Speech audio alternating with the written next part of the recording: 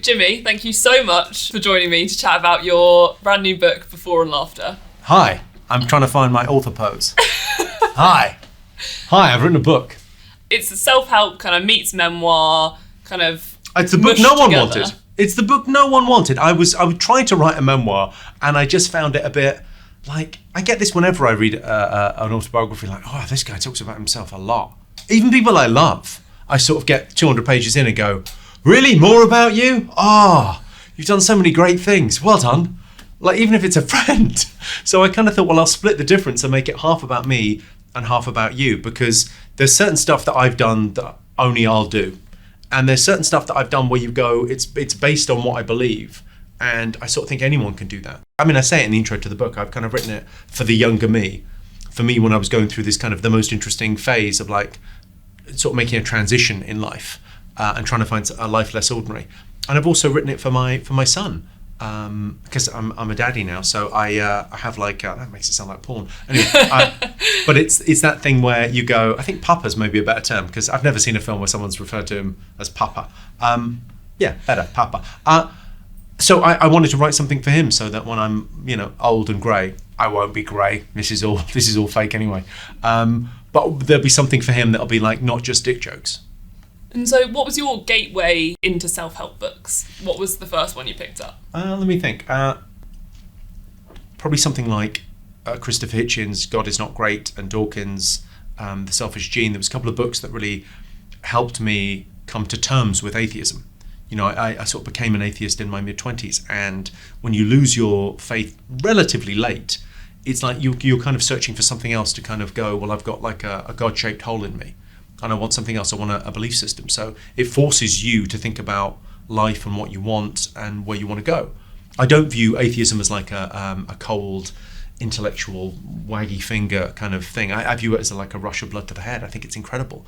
The idea that you've got one life and this is it and you've got to do something with it, I find very exciting. And everything kind of changed based on that.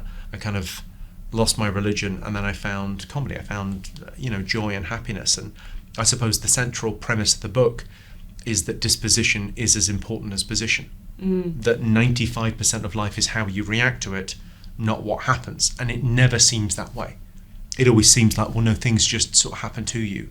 And when you see anyone that's a success, for want of a better term, or perceived to be a success, you always think, well, it was always going to happen for them. They are, of course.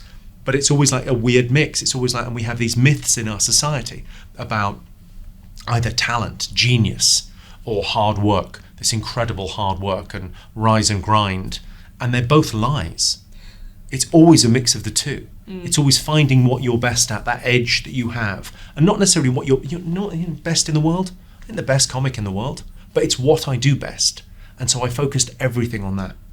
And you have various analogies in the book, like we are verbs, not nouns. You've got a car analogy in there. Explain the verb, not nouns. Well, nature, nurture is, people buy into that, right? They go, right, it's either nature or nurture. Different people have different opinions.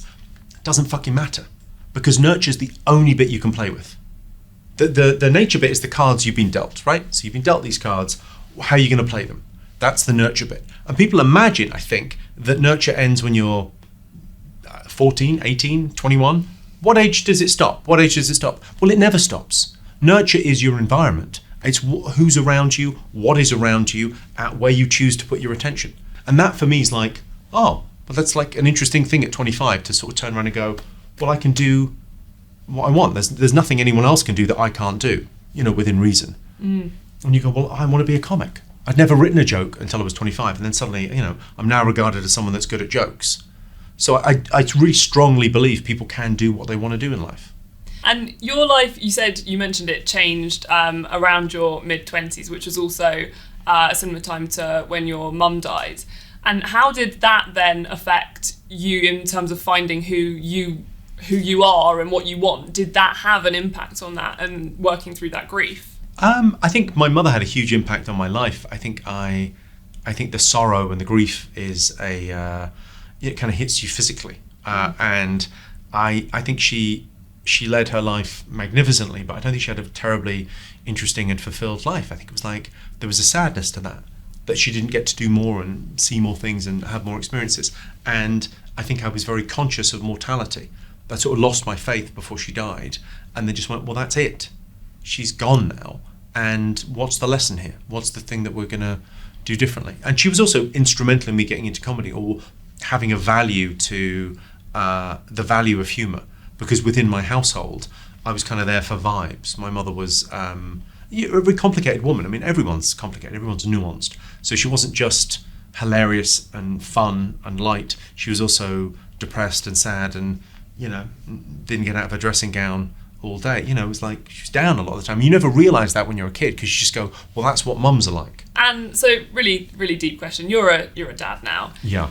Does that make all your jokes now dad jokes? Technically, yeah. I went out and did. I'm refreshing the tour because of COVID and the break. I've been doing this tour for 2 years. So I'm going to record a new special, and I wanted to write some new stuff, and I just like writing jokes. I really enjoyed it. So I hired a small theatre and just tried out some new stuff, and it was brutal. Brutal. It's not like soften me in the least. If anything, it becomes more because you're thinking about, what terrible things could happen to this creature. Like having a kid it's like having a medical procedure where your heart now lives outside your body. Which is wonderful and terrifying in equal measure. And I love it, but you kind of go, well, I'll think about these terrible scenarios. If I'm being anxious, if I'm worrying about stuff, I'll worry about and it leads you to darker places.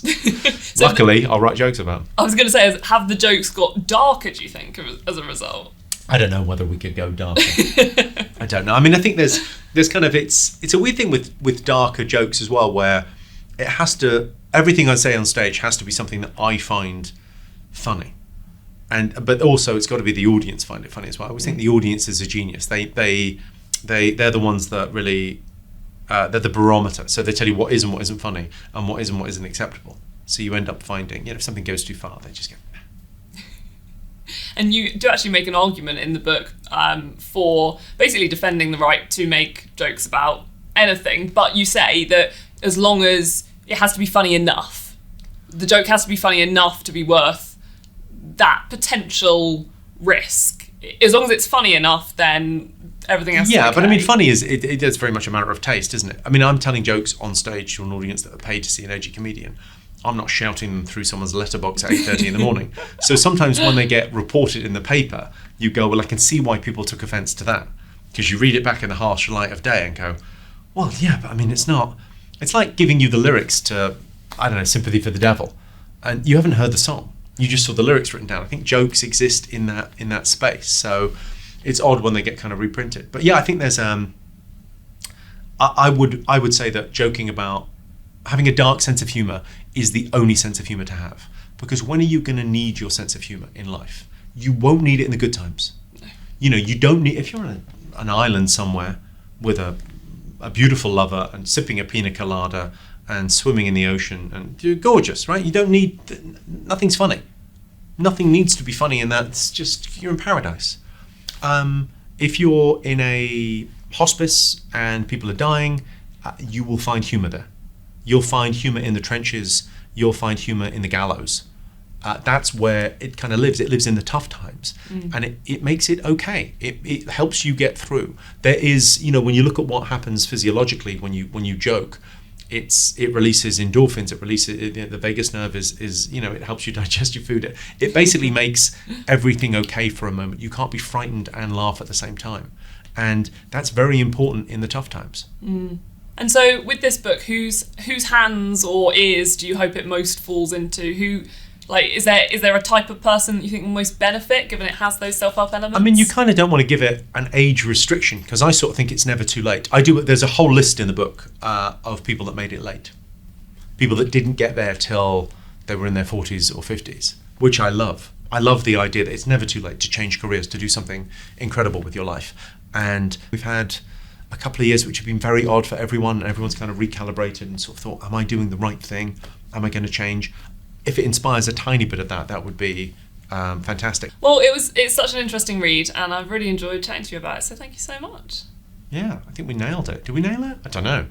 Or was this the shittest one she's ever done? We don't know. I don't know. I've not seen a lot of these interviews, but if you watch a lot of these, if you've looked back at them and sometimes she goes, oh, I hated your book, and thank God that's over, then that's valid.